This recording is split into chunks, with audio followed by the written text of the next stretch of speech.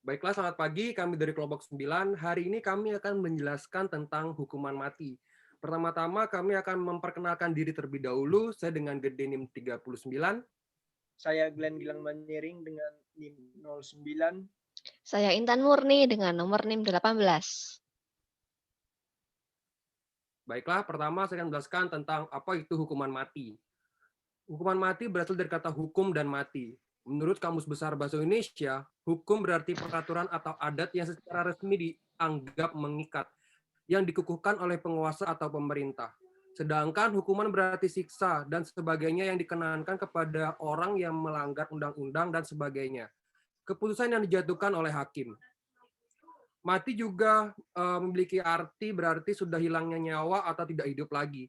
Jadi dapat disimpulkan bahwa definisi hukum mati merupakan hukuman yang dijalankan dengan membunuh atau menghilangkan nyawa orang yang bersalah tersebut menurut peraturan yang berlaku. Hukum mati di dunia. Menurut Amnesty International tahun 2017 sudah ada 170 negara dari total 193 negara dalam PBB menyatakan telah menghapuskan hukuman mati. Akan tetapi dalam praktiknya baru 140 negara yang benar-benar melaksanakan penghapusan tersebut. Selain itu, dalam 5 tahun terakhir ada 33 negara yang melakukan setidaknya hukuman satu eksekusi hukuman mati. Indonesia merupakan salah satu negara yang masih melaksanakan hukuman mati khususnya pada kasus-kasus narkoba.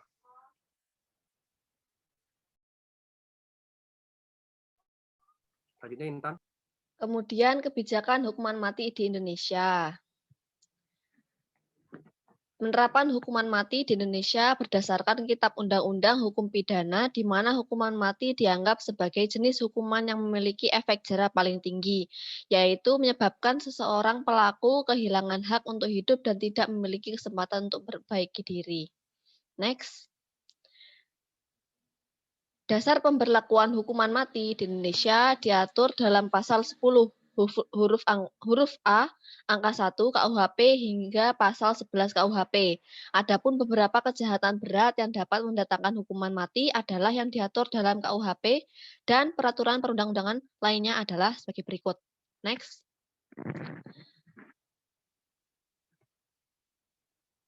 Yang pertama yaitu adalah pasal 104 KUHP, makar dengan maksud untuk membunuh atau merampas kemerdekaan atau meniadakan kemampuan presiden atau wakil presiden memerintah.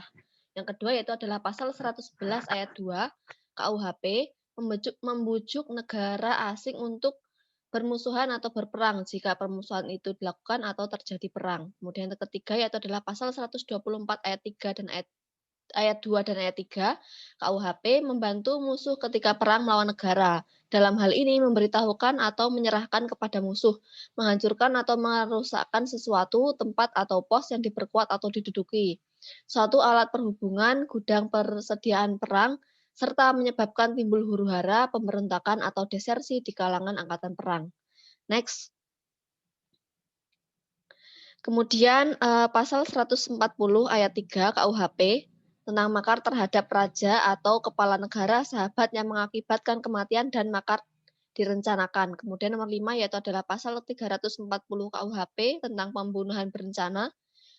Kemudian nomor 6 yaitu adalah pasal 365 ayat 4 KUHP tentang pencurian dengan kekerasan yang mengakibatkan kematian atau luka berat dan dilakukan oleh 2 orang atau bersekutu.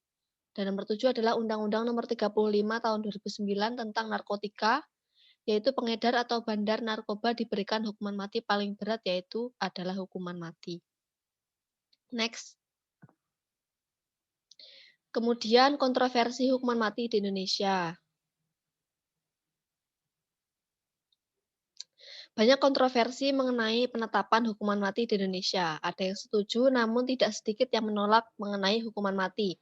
Beberapa pandangan menyatakan bahwa hukuman mati tidak boleh dilakukan di Indonesia karena tidak sesuai dengan sila Pancasila yang kedua, yaitu kemanusiaan yang adil dan beradab, dan juga melanggar konstitusi. Contohnya adalah dilihat pada pasal 28A Undang-Undang Dasar 1945 yang berbunyi, setiap orang berhak untuk hidup serta berhak mempertahankan hidup dan kehidupannya. Tidak ada satupun yang berhak atas nyawa seseorang termasuk si pelaku. Next.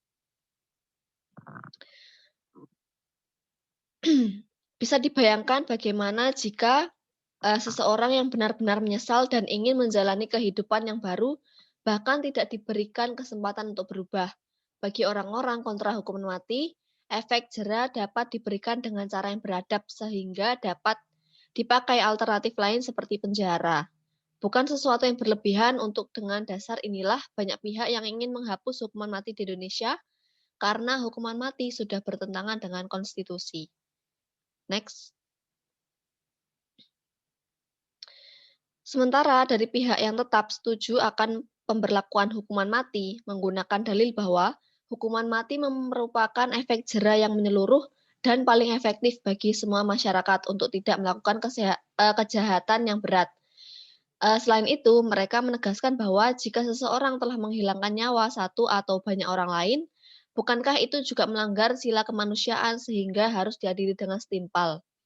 Dalam konstitusi sendiri, sudah dilakukan uji review terhadap hukuman mati, terkhususnya pada pengedar narkoba. Uji yang dilakukan oleh Mahkamah Konstitusi melahirkan putusan nomor 2-3 PUU 5-2007 di mana putusan tersebut menjadi tanda resmi bahwa konstitusi menolak akan penghapusan hukuman mati di Indonesia. Next.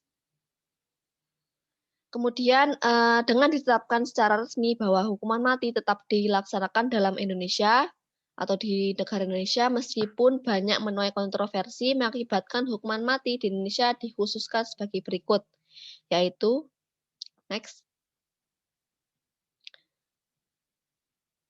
Yang pertama yaitu adalah pidana mati bukan lagi merupakan pidana pokok, melainkan sebagai pidana yang bersifat khusus dan alternatif. Yang kedua yaitu adalah pidana mati dapat dijatuhkan dengan masa percobaan selama 10 tahun yang apabila terpidana berkelakuan terpuji dapat diubah dengan pidana penjara seumur hidup atau selama 20 tahun. Kemudian yang ketiga yaitu adalah pidana mati tidak dapat dijatuhkan terhadap anak-anak yang belum dewasa. Kemudian nomor 4 yaitu adalah eksekusi pidana mati terhadap perempuan hamil dan seseorang yang sakit jiwa ditangguhkan sampai perempuan hamil tersebut melahirkan dan terpidana yang sakit jiwa tersebut sembuh. Next.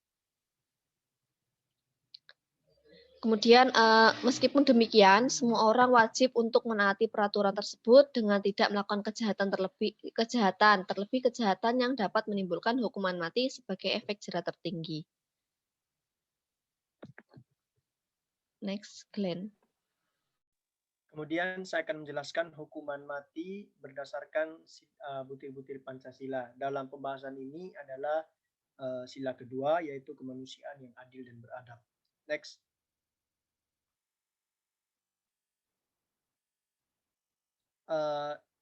Berdasarkan sila kemanusiaan yang adil dan beradab, kejahatan dari pelaku yang melakukan kejahatan berat ini mengakibatkan kerugian, baik itu kerugian perorangan, 2 orang, bahkan untuk seluruh negara Indonesia. Untuk yang negara Indonesia ini seperti yang telah dijelaskan, dalam keadaan perang tidak membantu negara Indonesia, namun membantu dari negara lawan. Tindakan ini merupakan contoh bahwa kerugian berat ini merupakan pelanggaran yang tidak beradab terhadap sila kedua dari Pancasila tersebut. Next. Namun jika pelaku tersebut ditimpakan pidana hukuman mati, maka pelaku tersebut kehilangan hak asasi manusianya untuk hidup, yang berarti juga melanggar sila kedua Pancasila, meskipun dia juga sebelumnya menghilangkan HAM dari orang lain. Oleh karena itu, sila kedua Pancasila jika dinilai berdasarkan sila keduanya ini menolak akan adanya hukuman mati di Indonesia karena karena pelaku tersebut tidak boleh dihilangkan hak asasi manusia karena dia juga manusia. Next. Dan kesimpulan dari kelompok kami. Next. Segala tindakan yang merugikan perorangan seperti yang tadi telah dijelaskan, kelompok maupun negara terkhususnya pelanggaran berat ini sudah melanggar Pancasila terutama sila kedua. Namun pertanyaannya itu kembali lagi, apakah pelaku itu harus mati jika pelaku tersebut telah mengambil nyawa orang lain atau melakukan pelanggaran berat? Berdasarkan analisa dari butir-butir Pancasila, jelas tidak boleh karena pelaku masih mempunyai hak asasi manusia juga. Next. Namun perlu pengertian bahwa dengan adanya fakta bahwa Pancasila menolak akan adanya pencabutan nyawa atau adanya pidana hukuman mati terhadap pelaku, bukan berarti Pancasila melindungi pelaku tersebut. Sehingga kesimpulan dari kelompok kami, hukuman mati tetap dijalankan di Indonesia bagi pelaku dengan catatan pelaku tersebut telah benar-benar menistakan peri kemanusiaan dan merugikan berbagai kalangan. Next. Selain itu, efek jera yang dihasilkan dari hukuman mati jauh lebih besar daripada hukuman penjara, sehingga bisa dipakai sebagai pelajaran bagi masyarakat. Ada asas yang mengatakan bahwa lebih baik dihilangkan satu daripada merugikan semua masyarakat atau satu negara. Kemudian yang perlu diperhatikan adalah tidak hanya asal dipidana hukuman mati, namun perlu juga adanya perlakuan secara manusiawi terhadap si pelaku tersebut agar tetap memenuhi sila kedua untuk tetap memperlakukan pelaku tersebut sebagaimana dia juga manusia. Dimulai dari awal, dalam hal ini adalah penangkapannya dengan cara yang beradab hingga akhir kematiannya sebagai konsekuensi akan tindakannya yang benar-benar merugikan orang lain. Next.